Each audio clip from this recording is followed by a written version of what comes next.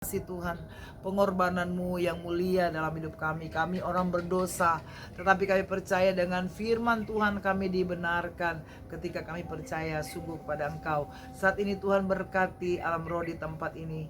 Tuhan bersihkan jaringan yang ada, lancarkan semua Tuhan, supaya kami bisa menayangkan acara tetaplah berdoa ini Tuhan. Tuhan tutup bungkus Tuhan.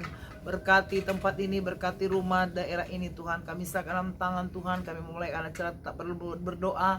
Dan Tuhan tolong agar setiap tayangan ini boleh sampai pada orang-orang yang mau berdoa, yang butuh didoakan Tuhan. Dan Tuhan tolong setiap followers yang ada, berkati mereka Tuhan. Berikan kesempatan untuk mereka bisa bersekutu dengan Engkau bersama kami Tuhan.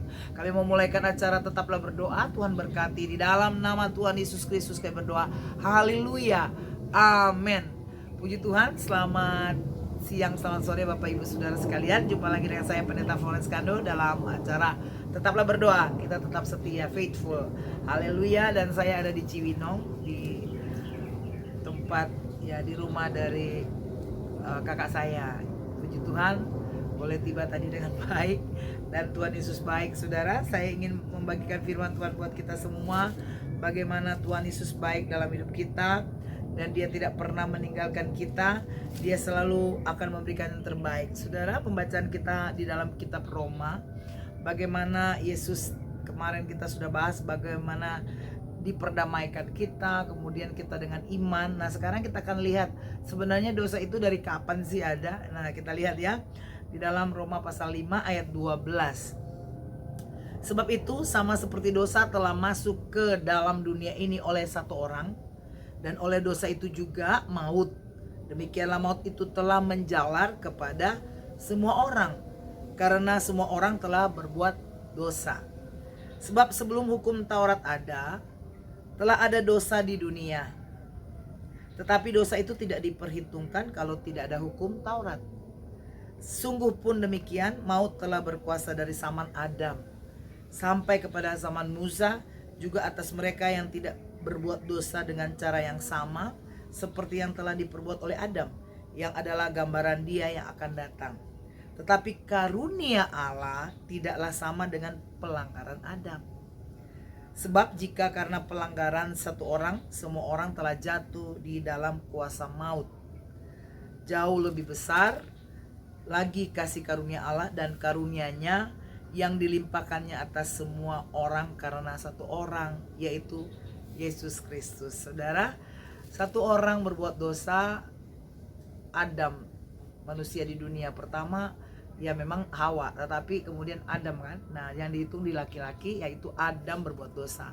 Tetapi nanti Adam yang kedua ibaratnya seperti itu, Yesus, yaitu Yesus datang karena satu orang juga, maka seluruh umat manusia diselamatkan. Nah kita perhatikan di sini, sebelum ada Taurat, semua orang sudah jatuh dalam dosa kan pada zaman Adam. Sampai pada Musa diberikan Tuhan untuk bangsa Israel hukum Taurat. Nah hukum Taurat itulah yang melihat itu dosa atau tidak dari perbuatan yang ada. Dan semua ternyata memang benar. Roma pasal 3, semua orang telah berbuat dosa, kemuliaan Allah telah hilang dari manusia karena dosa dari Adam. Dan kemudian dosa-dosa itu berkembang saudara, atau berketurunan pada orang-orang yang dilahirkan oleh turunan Adam tentunya ya. Nah itu akan diselamatkan oleh Tuhan. Itulah yang beberapa hari lalu kita bahas tentang pendamaian. Nah dibahas terus lagi oleh Paulus, karena Paulus itu detail sekali menerangkan supaya orang yang berhikmat duniawi pun harus berlogika ini dan mereka terima bahwa memang benar.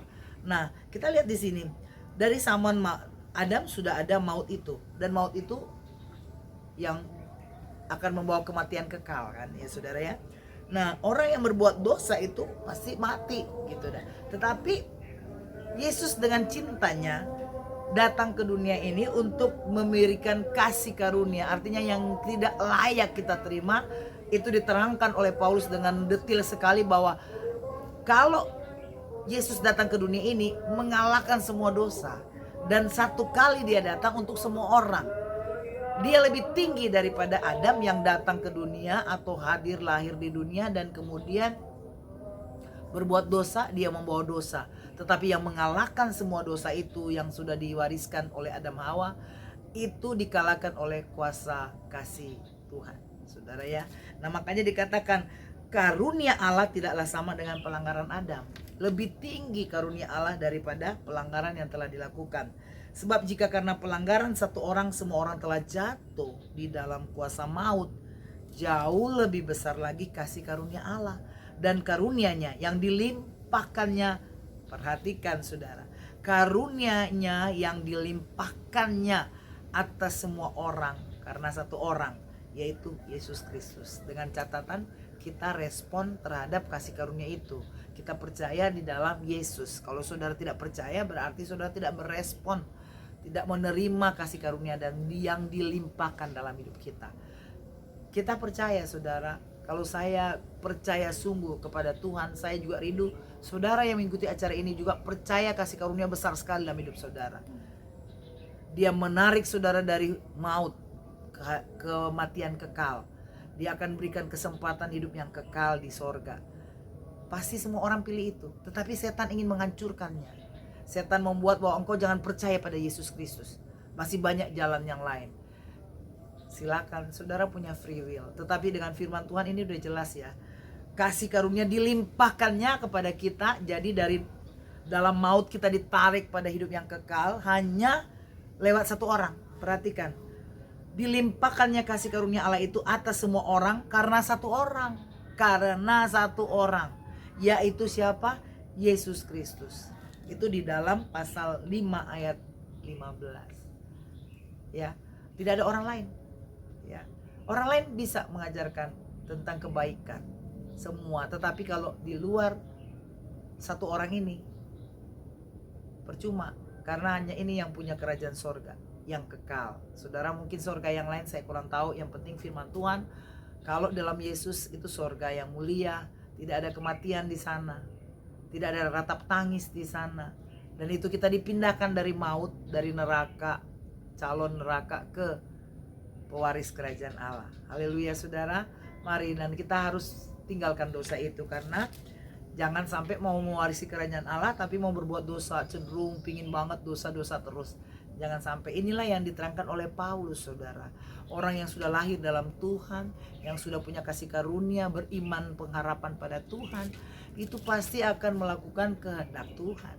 Puji Tuhan ya, lebih indah seperti itu saudara. Mari tinggalkan dosamu, karena engkau memang dan saya keturunan Adam, dan kemudian kita juga diselamatkan oleh Yesus, dan Yesus bukan mati untuk bangsa Israel tetapi pada semua orang dilimpahkannya kasih karunia di dalam satu orang yang menebus kita, yaitu Tuhan Yesus Kristus. Haleluya, Tuhan Yesus berkati kita semua. Oleh sebab itu kita bersyukur buat kasih setia Tuhan. Haleluya. Kita nyanyi lagu Kemurahan-Mu lebih dari hidup, itu lebih yang jelas-jelas kasih karunia yang lebih daripada dosa-dosa yang ada dalam hidup kita. Dia mau bertahta dalam hidup kita, mau memerintah hidup kita dengan kemurahan kasih karunia-Nya.